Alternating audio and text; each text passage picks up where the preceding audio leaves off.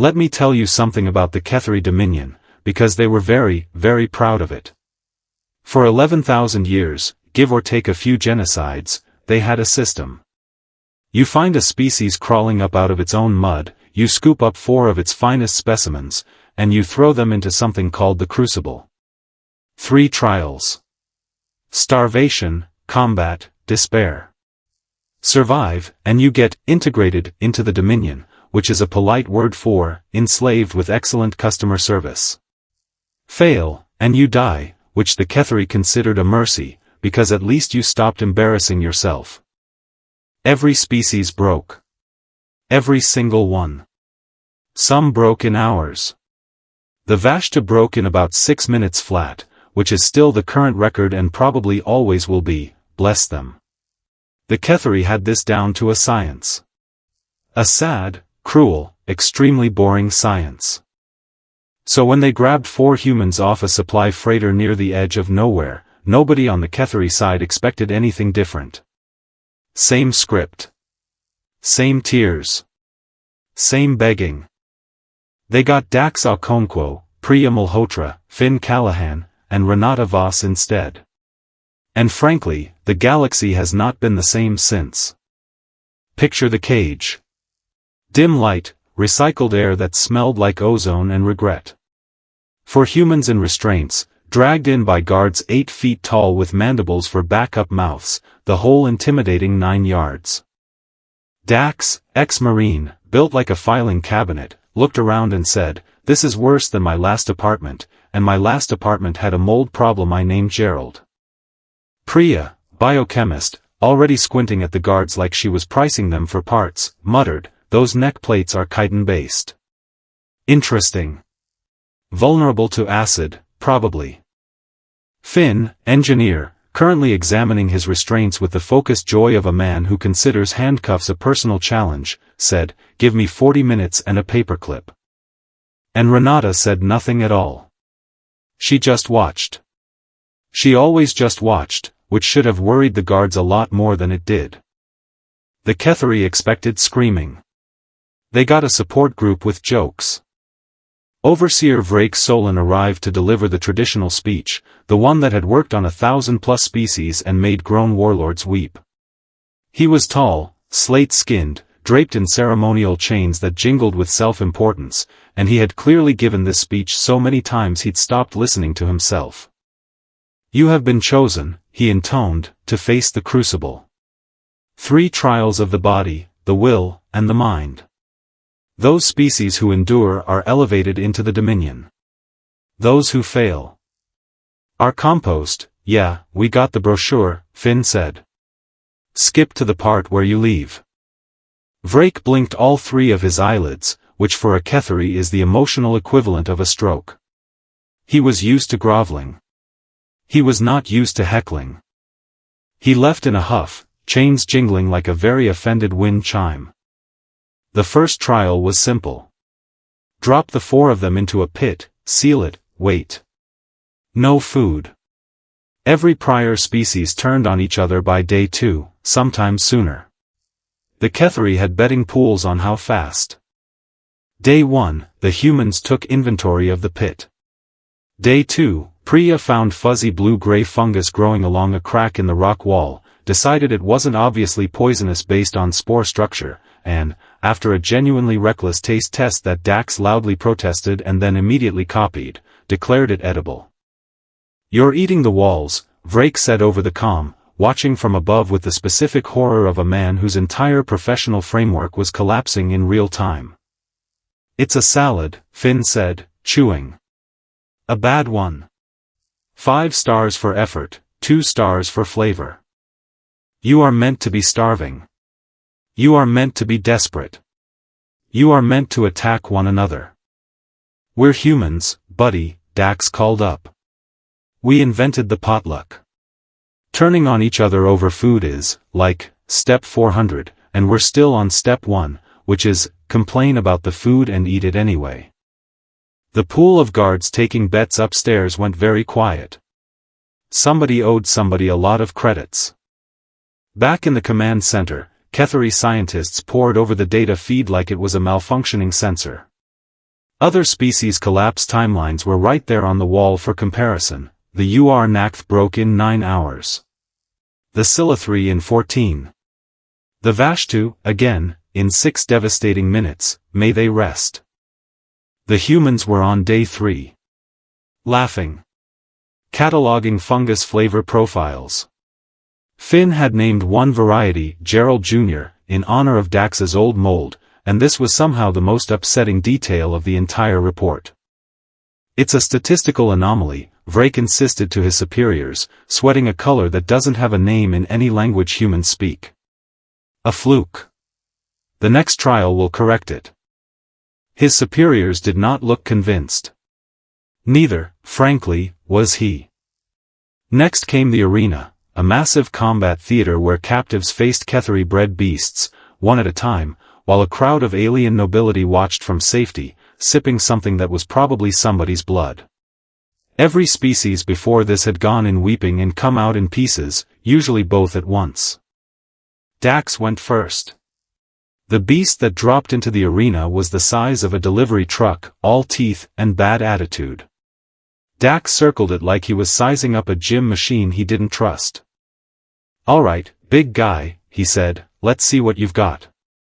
He didn't fight it head-on, because Dax was a Marine, not an idiot. He used the terrain, dodged, baited it into a support pillar, and when it staggered, he went for the joints, the same way you'd take apart furniture from IKEA, annoyed, methodical, occasionally swearing. He won. He also, upon winning, turned to the crowd and bowed, which nobody in the history of the Crucible had ever done, because nobody in the history of the Crucible had ever survived long enough to consider it. Finn's turn came with a broken restraint mechanism still clipped to his wrist. Most captives would have discarded it. Finn looked at it, looked at the beast, and rewired it mid-fight into a stun device using nothing but spite and static electricity. He won too, then held up the jerry-rigged device to the crowd like he'd just finished a home improvement project. "Some assembly required," he announced. "Instructions not included." "You're welcome." The alien spectators, who had come for despair, were unsettled to instead be getting a talk show. Between trials, Renata finally spoke, and it turned out she'd been busy the entire time. While everyone assumed she was quiet because she was scared, she'd actually been mapping the facility. Power conduits. Guard rotation patterns. Which walls were structural and which were decorative.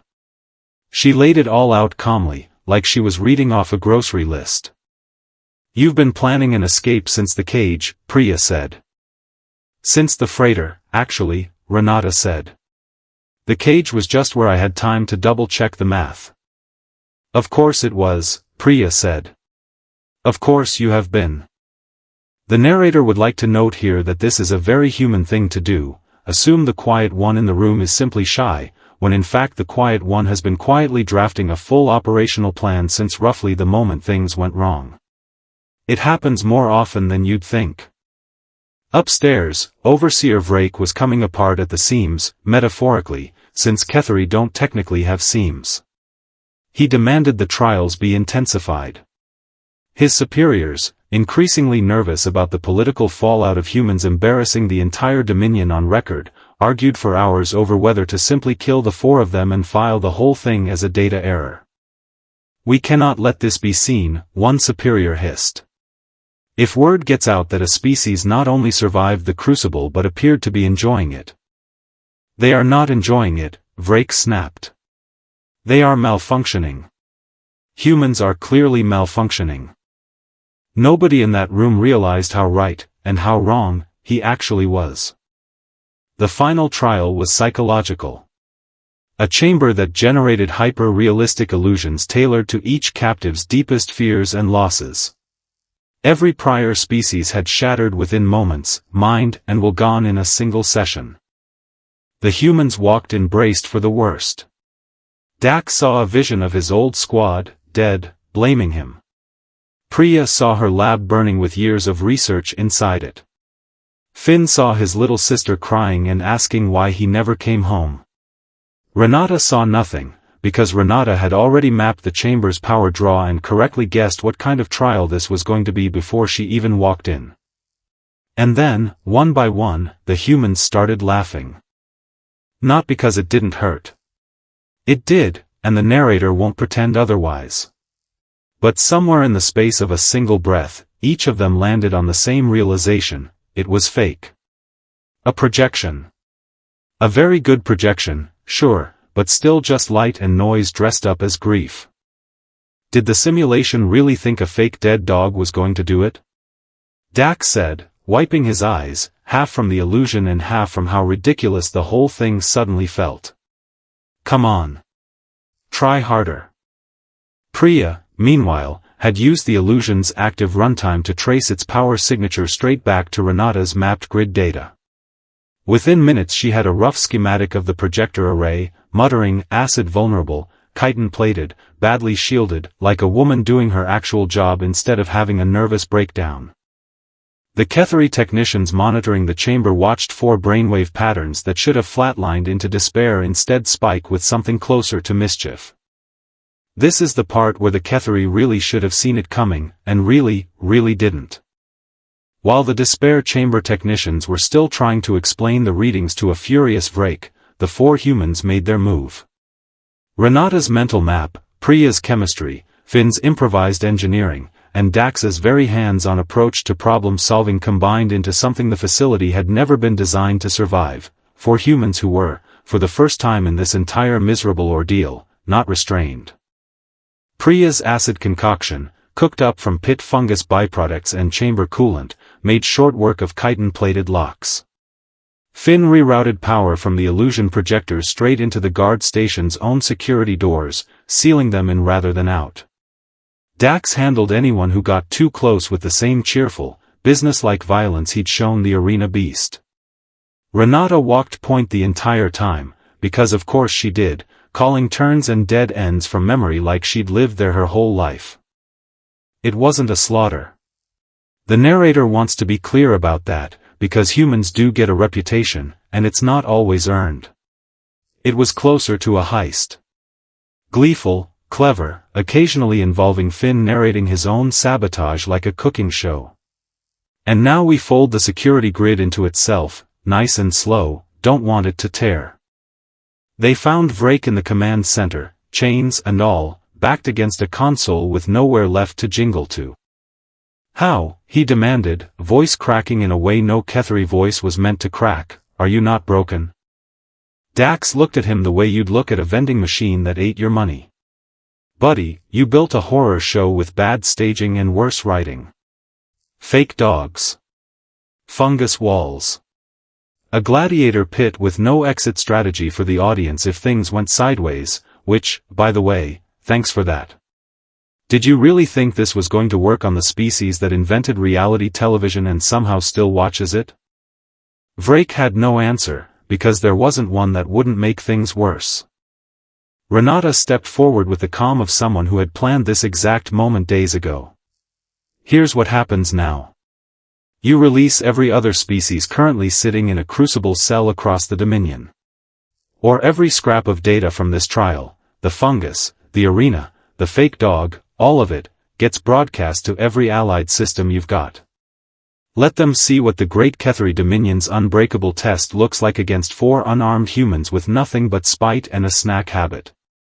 Vrake surrendered. Bureaucrats generally do, once the paperwork threatens to become public. Word spread fast, the way it always does when something embarrassing happens to an empire that spent 11,000 years being smug about it. Other captive species heard that humans hadn't just survived the crucible, they'd hijacked it, turned it inside out, and walked out the front door with the guy in charge apologizing behind them. Captives elsewhere started resisting using the same playbook. Rationing. Improvising.